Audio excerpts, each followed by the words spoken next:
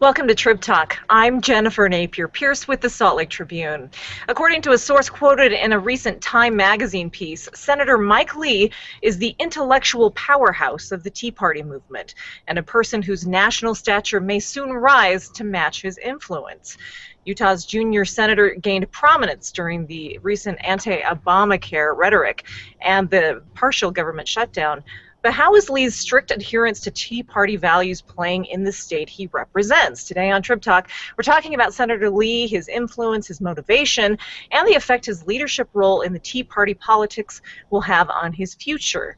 Joining us on the Google Hangout today is Spencer Stokes, who served as chief of staff for Senator Lee for 2 years. He's now a lobbyist splitting his time between Utah and Washington, and he's joining us here in the Trib newsroom. Spencer, great to have you. Thank you so much for your time. Thanks. It's good to be here, Jennifer.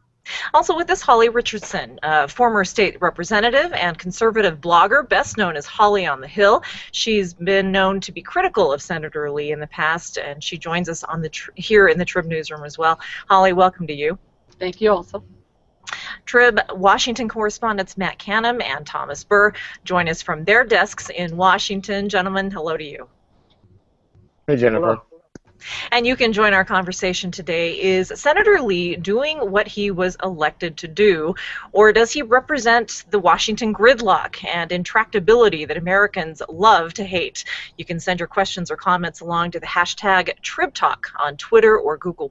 You can also leave them in the comment section of our page at sltrib.com. Thomas Burr, I'll start with you. As I mentioned, Lee took center stage in the shutdown debate and the defund Obamacare strategy. Is the consensus in Washington that Lee is the brains behind today's Tea Party? Yeah, I recall talking to the head of Freedom Works, you know, the kind of the umbrella group for the Tea Party, and asking him that question. You know, you always see these headlines. You know, Senator Ted Cruz does this, Senator Ted Cruz does that, and down the 6th paragraph you'll find Mike Lee. He's never really in the headlines, at least on the East Coast papers in many ways. But in many ways, he is kind of the strategist. He is kind of the guy behind many of these things. He may not be well known. He may not do marathon filibusters in the House or Senate floor. But he is kind of known as the guy who's going to be there with, hey, let's try this, let's do this. And Matt Kibbe, head of Freedom Works, was saying, you know, you have the guy who can rally everyone. You got Ted Cruz. You got the guy who has the sound bites. You got Rand Paul. And then you got to have the thinker behind everyone, and that's Senator Mike Lee. Matt Canham, what do Utahns make of Lee? In your cover story yesterday, you noted that a recent BYU poll shows he's only got 40% approval rating here in Utah.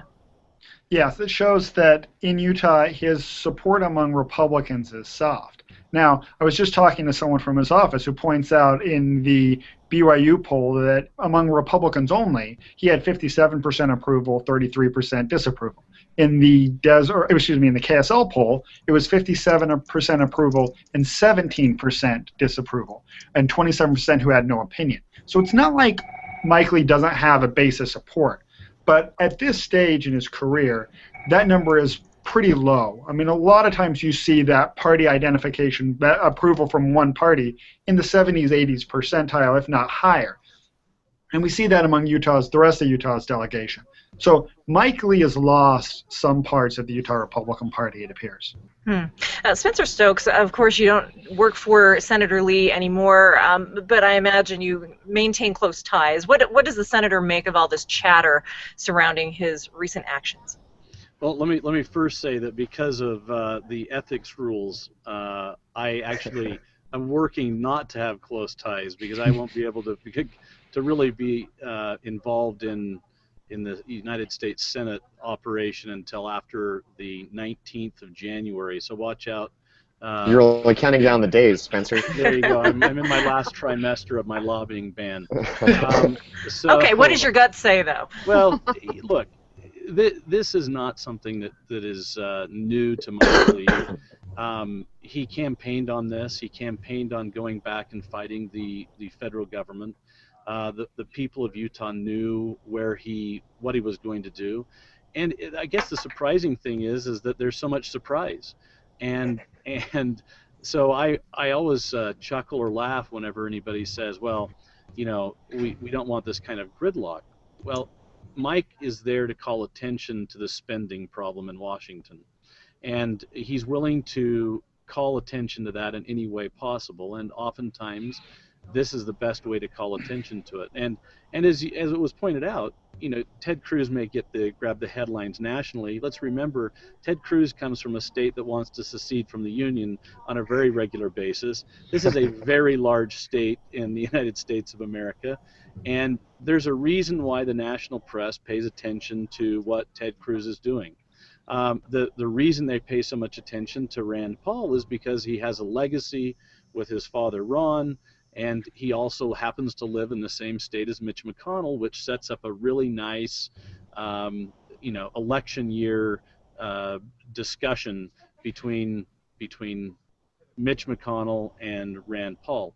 So I don't think it's a surprise. I think Mike's standing on what he feels like he was elected on. I think the bigger surprise is that there is surprise.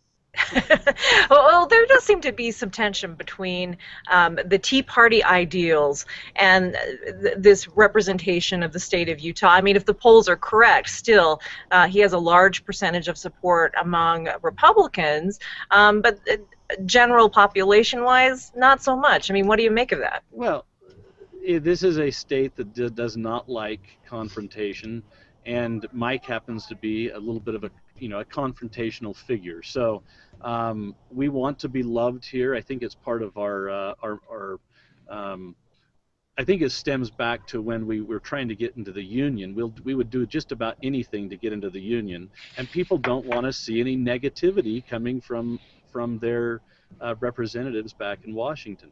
And this is politics. Mike's never going to enjoy the overwhelming large success that others in the state do. He's never going to enjoy the luxury of the kind of approval ratings that Senator Orrin Hatch has, because he's back there shaking it up. People always are asking, who would you compare him to? I'd compare him to a 1976 Orrin Hatch. This is what Orrin Hatch did when he first went back to Washington. And if you go back and read the history and read the newspaper articles from 1976, you'll find that Orrin Hatch went back there as the Union buster. He went back there as the guy that was fighting the establishment Washington. And so if there was somebody to compare him to, I would say you'd compare him to a 76 Orrin Hatch. I know that sounds kind of like a model of a car, but that's what you'd compare him to. And over time, as things change, Washington changes, and people get more familiar with Mike, there'll be more of an acceptance. But Mike's never enjoyed the establishment Republican. Those people were all with Bob Bennett, and they still have not gotten over the fact that this young upstart beat Bob Bennett. So I don't think that the polling is as alarming as everyone else. Yes, would you like the polling to be better if you're a politician? Of course. But it's not. I don't think it's something you light your hair on fire and go running out of the house. Holly Richardson, I'm interested in your take. I mean, what do you make of this Orrin Hatch via 1976? Do you believe that Utahns got what they voted for? Yeah, to a large degree, I think they did. But I think also, I think Spencer's right. We're kind of passive aggressive in Utah. We're not openly confrontational most of the time. And so I think personally, I think there are different ways to approach a strategy to defend Obamacare that didn't involve shutting down the government and making everybody mad at you, including people on your own team. So I've heard, of course, he's got plenty of fans, Mike Lee does, and they're very happy with what he has been doing back there. But when pressed, I haven't found a single one of them who's been able to say what the strategy would have been if 100% of the Republicans in the Senate had banded together and been behind Ted Cruz and Mike Lee. They still didn't have the votes, right? So what was Plan B? What was the next step? So, Condoleezza Rice was out here recently, and she said something very interesting when she was presenting, interestingly enough, at Orrin Hatch's event for women, and she said this. She said, it is important to stand on principle. It's also important not to confuse strategy or policy with principle.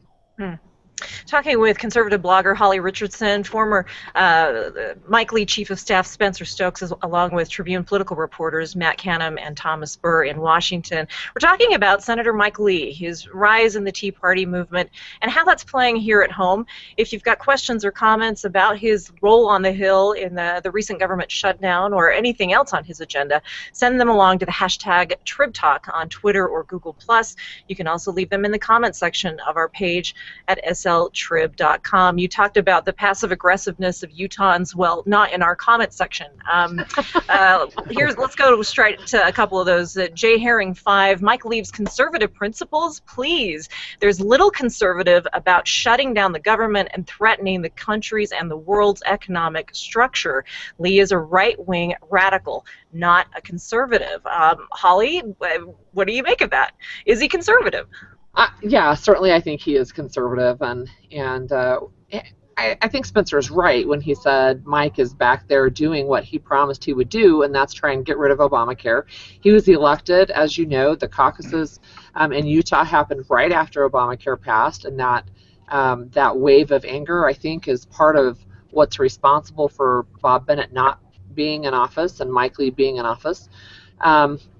And Bennett was ousted at convention, so it was a Mike Lee, Tim Bridgewater race. I mean, I think they both campaigned on we're going to get rid of Obamacare, as did many Republicans for the last couple of cycles. However, this is you've got some issues with you don't have the votes. So where do you go? How do you get there from here? And is this the last battle? If this is the very last battle that we're going to face in this country, then throw everything you've got at it. But I think there's a lot of sentiment that this is not the end. This is not the last day that we're going to fight. So you want to be able to work with people next week and next month and next year. And that doesn't mean that you have to go to them. You can bring them to you. And that happens all the time. I think on Utah's Capitol Hill, you have a lot of cordiality between Republicans and Democrats and people who have different they're on different ends of the spectrum, I think, in the Republican Party, because they work together and they are able to look and say, how do we move the ball down the field? Can we move it an inch? Can we get a first down? Or do we have a chance to make a touchdown play? And some days you can't make a touchdown, but you can take an inch. Holly, Utah is a tough place to make an example from because you've got there's 5 Right. Democrats in the state Senate out of 29. And so, there of course there's collegiality amongst the 5 because they just know they're not going to get anything else done if there isn't a little collegiality. I think in this case, if I would have been back there advising, I would have tied more of this to the debt and more to what it's doing to our the spending levels and the debt ceiling increase. Yep. $17 trillion. People, whether you like Obamacare or not, the Affordable Care Act, there's 6 or 7 things in it that I think most Americans like. Portability, your children can stay on until you're 26, no pre-existing conditions, a lifetime cap. There are a number of things that people like about the Affordable Care Act. There's also about 1,985 pages that people hate, and it's all going to affect the national debt, and it's all going to affect spending. Had they tied this more to the spending, people can understand that, they can relate to it, but I can guarantee you that most Americans have not read the 2,000-page Affordable Care Act, and I will also tell you that most members of the House and the Senate have not read the 2,000 pages of the Affordable Care Act, because I will give you the challenge. Tell me the page that's got 3 question marks on it. If you can answer that question, that's how rapidly the bill was done. They're literally in the act itself. There's a sentence that ends with 3 question marks, like we're going to come back and fill this in, and somebody forgot to come back and fill it in.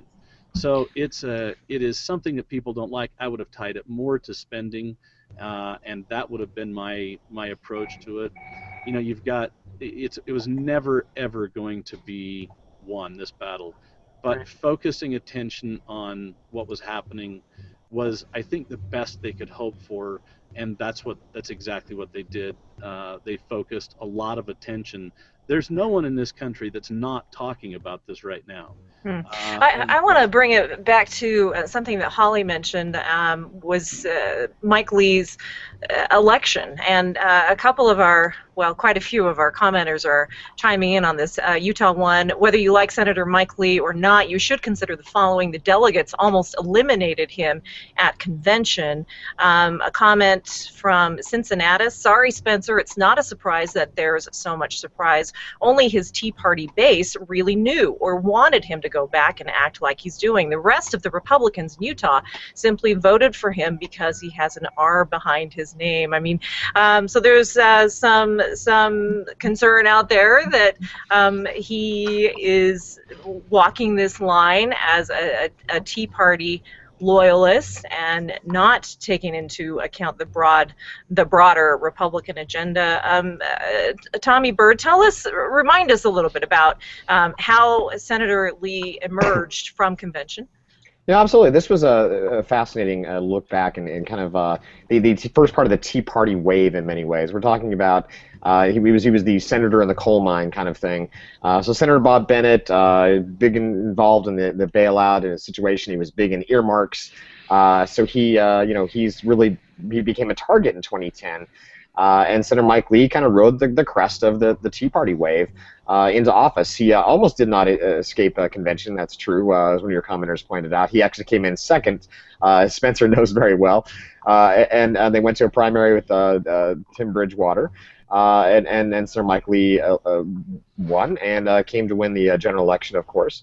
But we have to remember, as Spencer pointed out, the surprise part. I recall, grabbing Senator John McCain off the Senate floor recently and asking him, about Senator Mike Lee, and he said, hey, again, McCain not a big fan of Senator Lee these days, but he says, hey, he's doing what he said he was going to do when he got elected, and it's very true. This is not a surprise in many ways that he's doing this.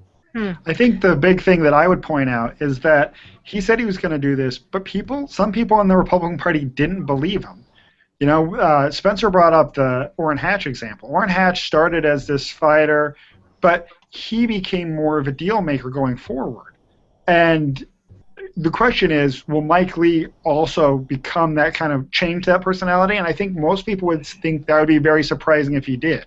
I think our story pointed out from this Sunday is that Mike Lee is a team player. He's just not, his team isn't the mainstream Republican Party. His team's the Tea Party, which means he's at the far right end of our political spectrum. And when you're at the ends of the political spectrum, you tend to fight more with your own party than you do with the opposing party, because this is about strategy. He wants to pull the party to the right. And in his 3 years, I can name at least 3 times where his strategic take has been largely criticized by his own party. When he fought President Barack Obama's recess appointments, he did it by protesting every single vote. And the majority of his caucus disagreed with the strategy, and the only person who joined him on that was Senator Jim DeMint.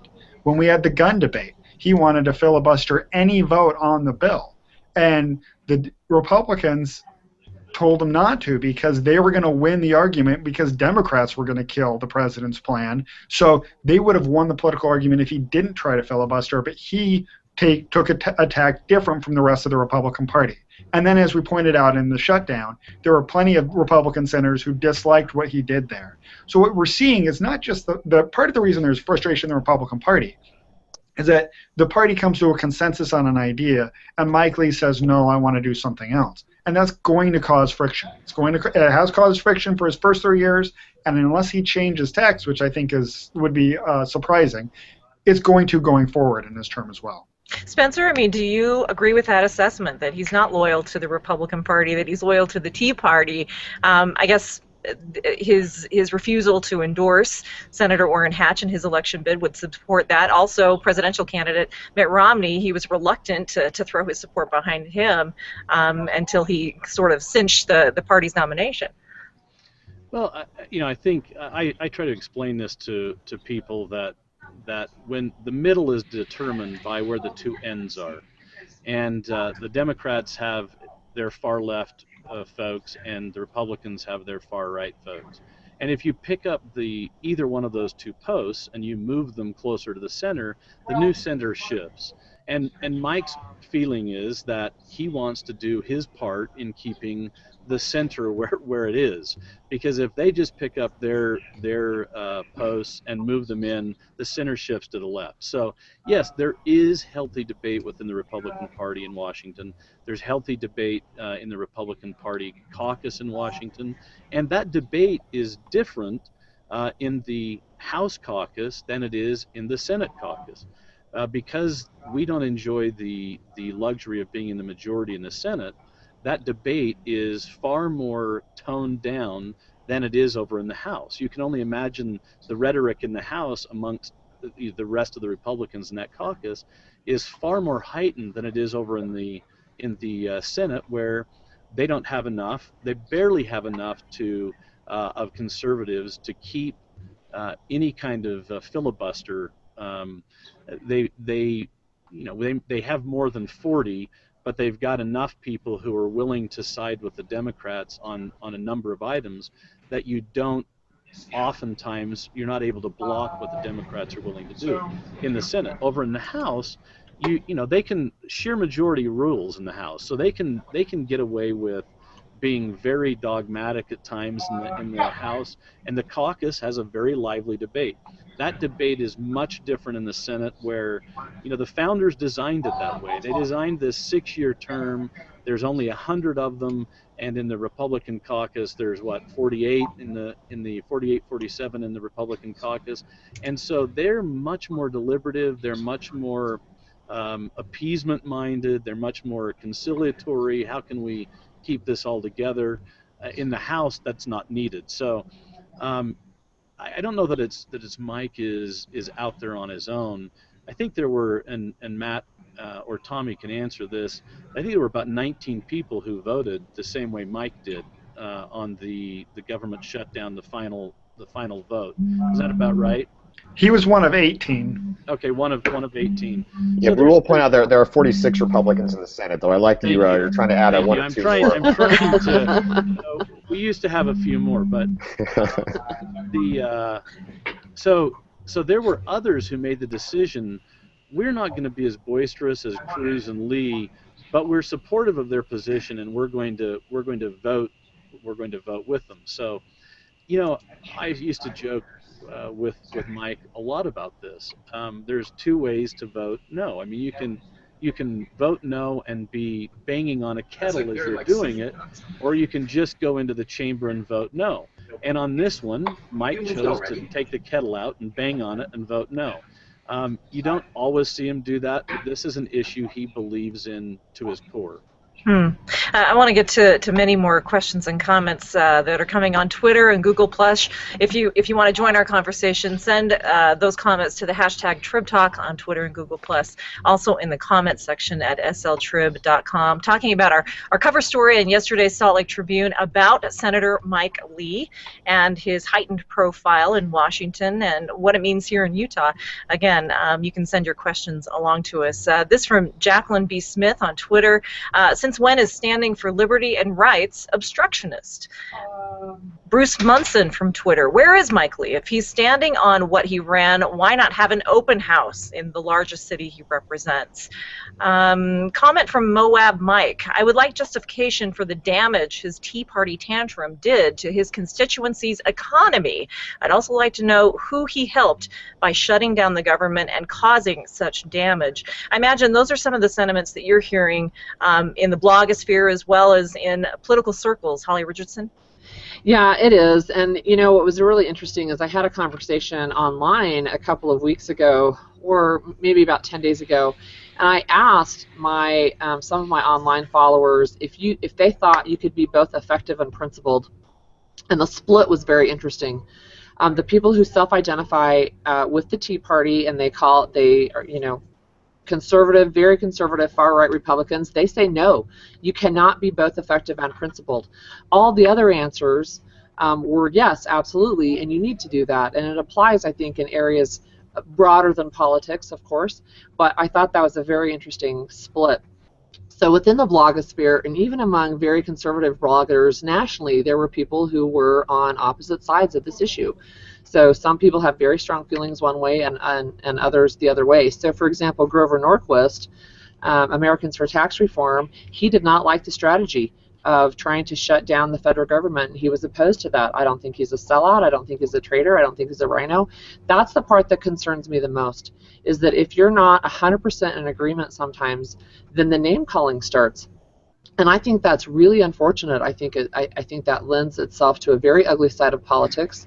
Right here in Utah, the aggressive side does come out, and I think people want 100% purity litmus test, and I don't think that that's right. I think that is a dialogue shutter downer, right? I mean, I think it'll block the ability to have effective dialogue and actually move things forward when you have gone around and called people names who disagree with strategy, not even with the end result. Well, let's be fair here, too. I mean, Senator Lee said over and over again he didn't want a shutdown. This was not his plan to shut down the government. His plan was to defund Obamacare. Of course, the problem with that is that the Democrats and President Barack Obama are not going to just say, "Oh, I'm sorry, we'll get rid of our big health care law we passed 3 years ago."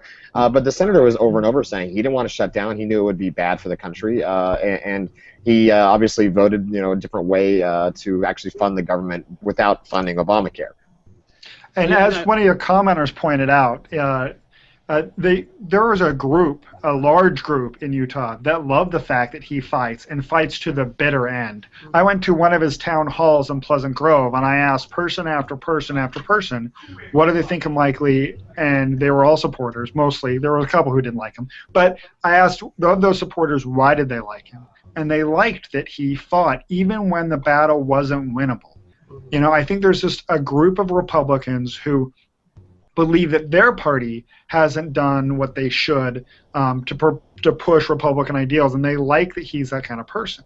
And now one of the other commenters pointed out he did not have one of those town halls in the major metropolitan areas of the state.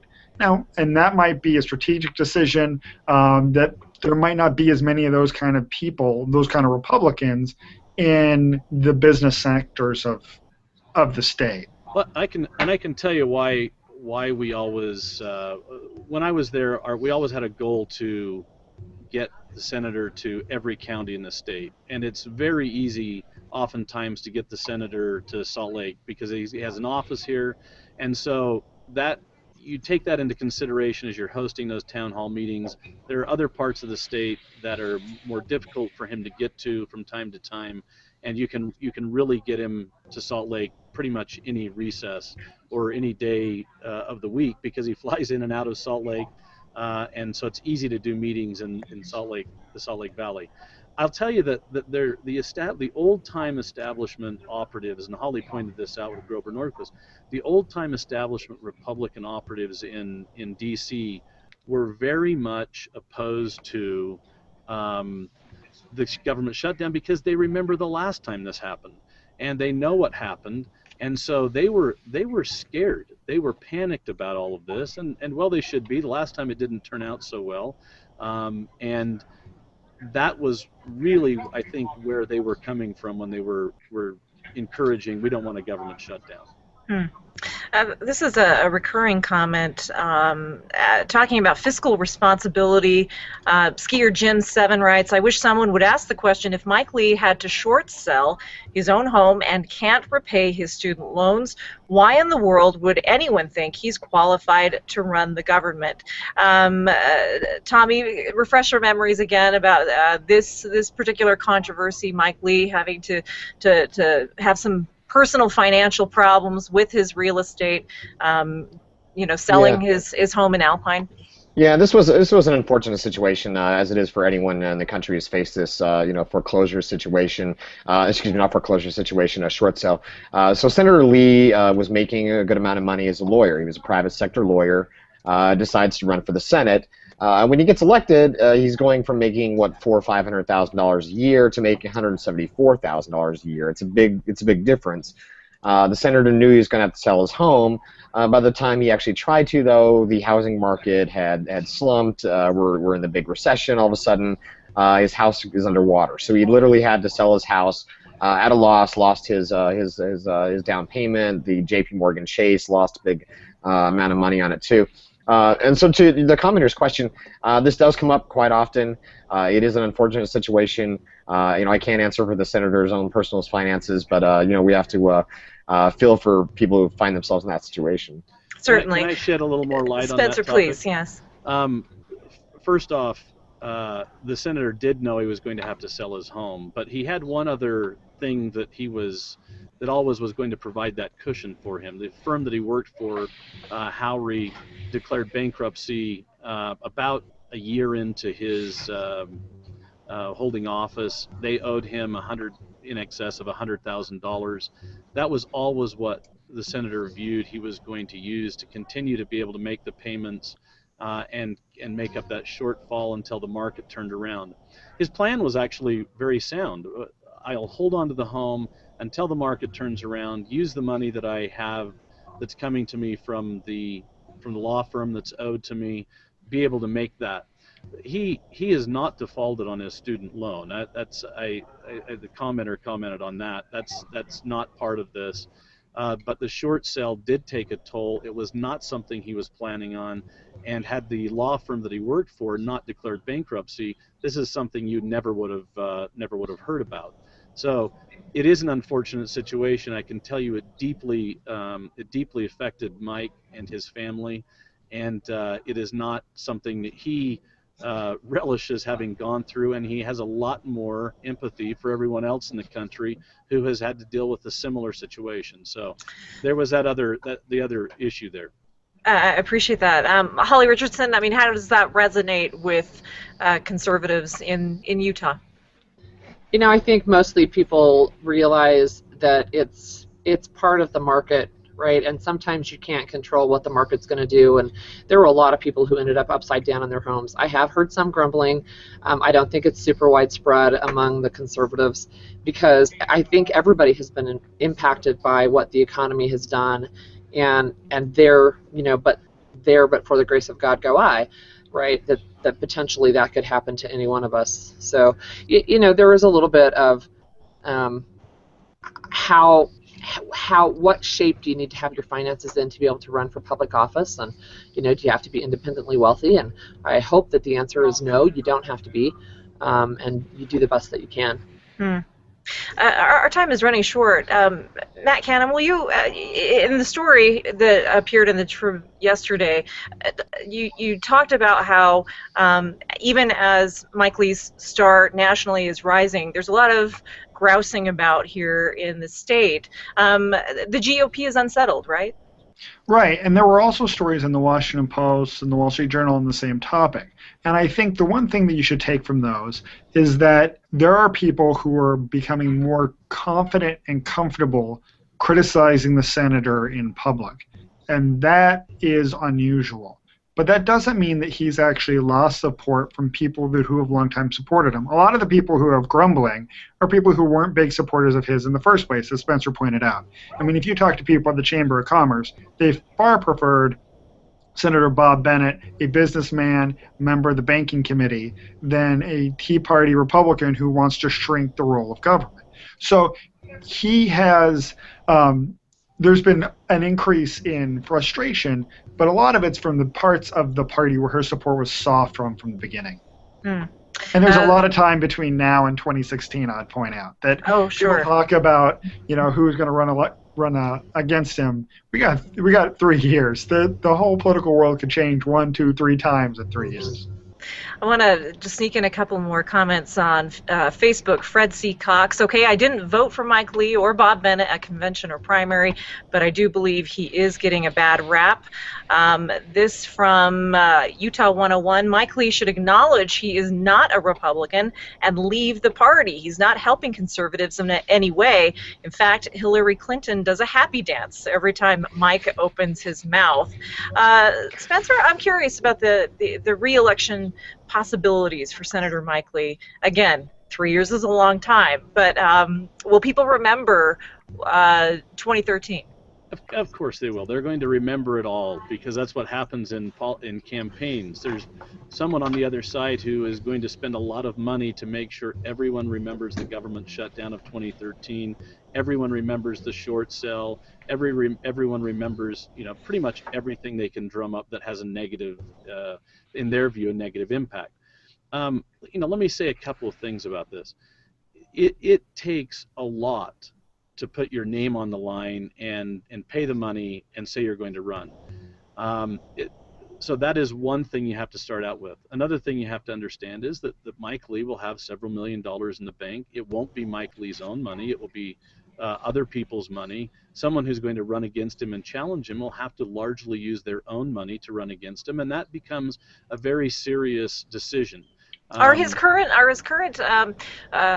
arguments and his heightened profile, is that affecting positively or negatively his fundraising capability? Well, you don't do most of your fundraising in Utah from Utah. I mean, there is a very limited pool of people who are willing to give you money in Utah. It's because we have this 10% tax over and above the taxes you pay in Utah. So most people are already spending their money someplace else. They're not spending it on politics.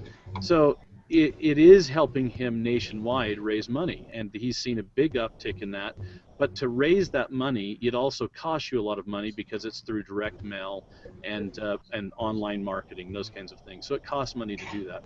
He'll have a couple $1 million in the bank, and people who want to run will wait probably for the open seat of Senator Orrin Hatch in 2018.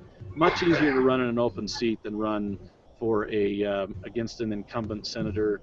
As crazy as you may think he is, it's still going to be more difficult. But I've often said that the real race for Mike Lee is next year.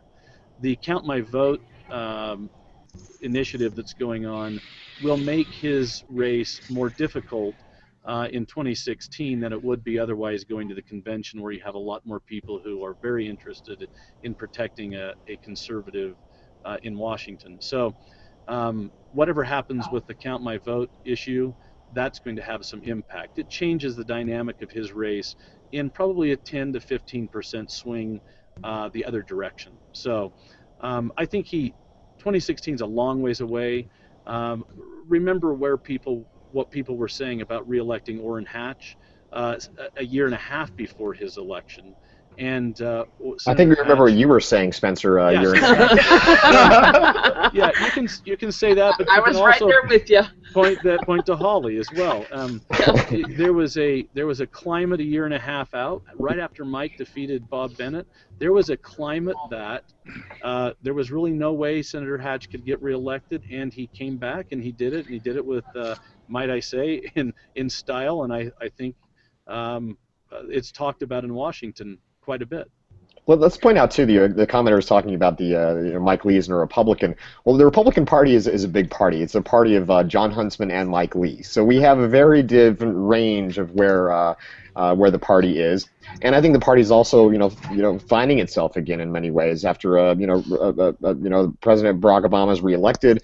The party really needs to find out what is the GOP going to be? What is the new GOP going to be?